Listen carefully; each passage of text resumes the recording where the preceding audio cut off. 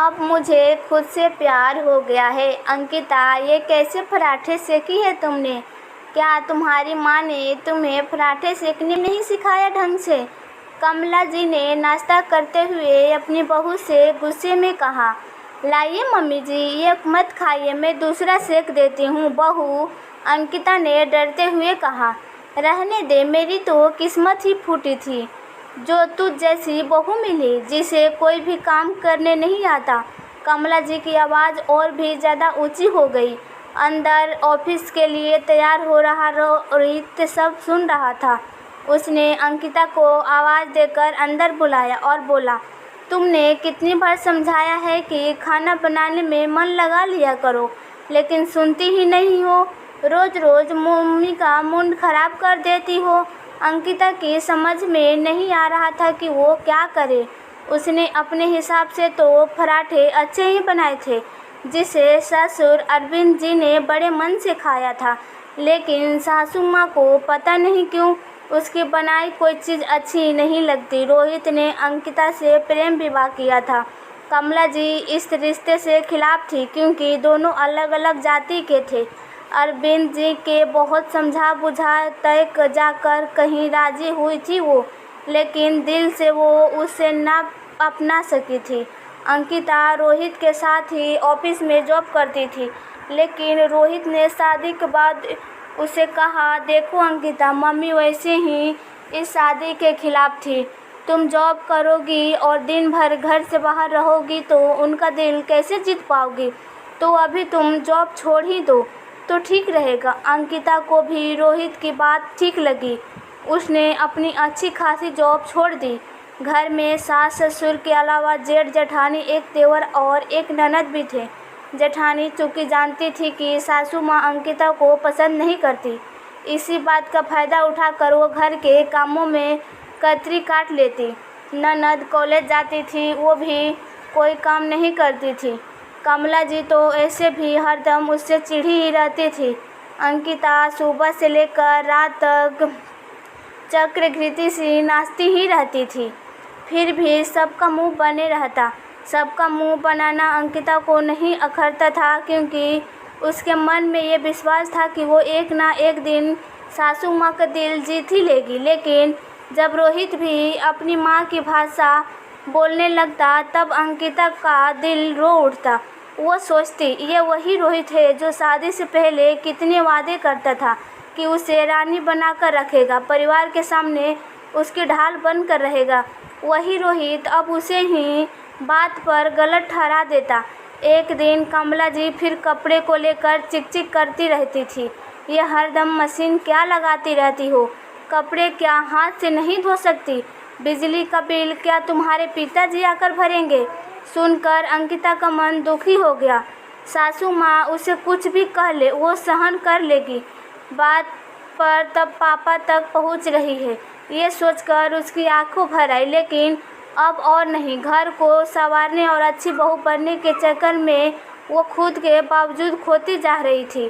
फिर भी कोई खुश नहीं है। अकेले काम की वजह से उसे ढंग से संवरने का मौका भी ना मिल पाता था, जिसकी वजह से रोहित भी खींचा सा रहने लगा। जिस कंपनी में वो जॉब करती थी, वहाँ उसकी किस्टवी की वजह से उसका अच्छा नाम था, लेकिन यहाँ तो बस घर की मुर्गी ही बनकर रह गई। ऊपर से आज मेरे पापा का नाम भी घसीट लिया गया। उसने मशीन में कपड़े धोकर सुखाने और अपने रूम में चली गई। एक कोने में समेट कर रख दिए। लैपटॉप को उठाया और कंपनीज में अपना रिज्यूम पेस्ट करने लगी। भाभी, आज खाना नहीं बनेगा क्या? मम्मी कब से आवाज़ दे रही हैं मुझे भी। कॉलेज से आई इतनी देर हो गई, पेट में चूहे कूद रहे हैं।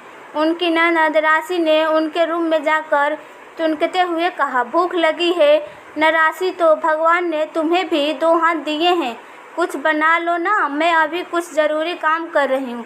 राशि ने ये बात और भी नमक मिर्च डालकर कमला जी को बताई। घर में कोहराम मच गया, लेकिन अब अंकिता का कोई फ़र्क नहीं पड़ता। अपना रिज्यूम पोस्ट करने के बाद वो अपने कपड़े की अलमारी खोलकर बैठ गई। उसमें से एक अपनी पसंद का सूट निकाला और पहन लिया। करीना से अपने बाल संवारे, पर्स उठाए और अरविंद जी के पास जाकर बोली, पापा जी, मैं थोड़ी देर के लिए बाजार जा रही हूँ, आपको कुछ चाहिए तो नहीं? अरविंद जी उसका ये रूप देखकर प्रसन्न हो उठे। नहीं बेटा, कुछ नहीं चाहिए, तुम जाओ और यहाँ की चिंता मत करना। मार्केट से उसने अपना कुछ घरेलू सामान और खाने पीने की चीज़ ली और घर आ गई। रात को जब रोहित ऑफिस से आया तो कमला जी ने खूब कान भरे। गुस्से से भरा रोहित कमरे में गया तो अंकिता लैपटॉप पर बैठी थी। ये सब क्या नाटक बना रखा है अंकिता? मम्मी बता रही थी कि तुमने दिन में खाना भी नहीं बनाया और बिना बताए कहीं चली भी गई थी। ये सब क्या है रोहित? इस घर में सारे काम करने का ठेका सिर्फ मेरी है। भाभी कुछ नहीं करती, मम्मी जी उन्हें तो कुछ नहीं बोलती, फिर भी मैं बिना किसी शिकायत के काम में लगी रहती हूँ। अपने आप को, अपनी सारी योग्यताओं को किनारे कर दिया। रोहित, आपने भी तो 7 फेरे लेते वक्त 7 वचन दिए थे। कहाँ गए वो वचन और कहाँ गए वो वादे? आपकी बात मानकर मैंने जॉब छोड़ दी ताकि सबको अपना बना सकूं, लेकिन अपना बनाने तो दूर, आज मेरे पापा को भी बीच में घसीट लिया गया। तो अब मैं फिर से जॉब करूंगी, पैसे कमाऊंगी। मेरे पापा ने मुझे इस योग्य तो बना दिया है कि बिजली का बिल भर सकूं। अंकिता ने ये सब बातें जानबूझकर तेज आवाज़ में बोली, क्योंकि वो जानती थी कि सासू माँ, जेठानी और ननद कमरे के बाहर ही कान लगाए खड़ी है। उसने और रोहित के बीच झगड़े सुनने के लिए, उसकी बात सुनने के लिए रोहित सकपका गया। ये अचानक तुम्हें क्या हो गया है अंकिता? ये जॉब की बात कहाँ से उठ गई? रोहित, दरअसल अब मुझे खुद से प्यार हो गया है। मैं अपना बावजूद अपना करियर भुलाकर सबको खुश करने चली थी, लेकिन भूल गई कि यहाँ तो किसी को भी मैं पसंद ही नहीं हूँ। मैं तब भी हंसते हंसते सब सह लेती, लेकिन आज जब मम्मी जी ने कहा कि बिजली का बिल क्या तेरे पापा भरेंगे, तब मुझे अपनी लाचारी का एहसास हो गया। तो अब मैं लाचार बेबस बहू बनकर नहीं रह सकती। ऑफिस में मेरी क्या रेपुटेशन थी ये तुम भी अच्छी तरह जानते हो। बाहर खड़ी कमला जी को अब पछताने के सिवा कुछ हाथ न लगा और जेठानी भी अंकिता की बात सुनकर इधर उधर देखने लगी। रोहित भी समझ चुका था कि अब अंकिता अपने कदम पीछे नहीं लेगी, तो उसने भी उसका साथ देने का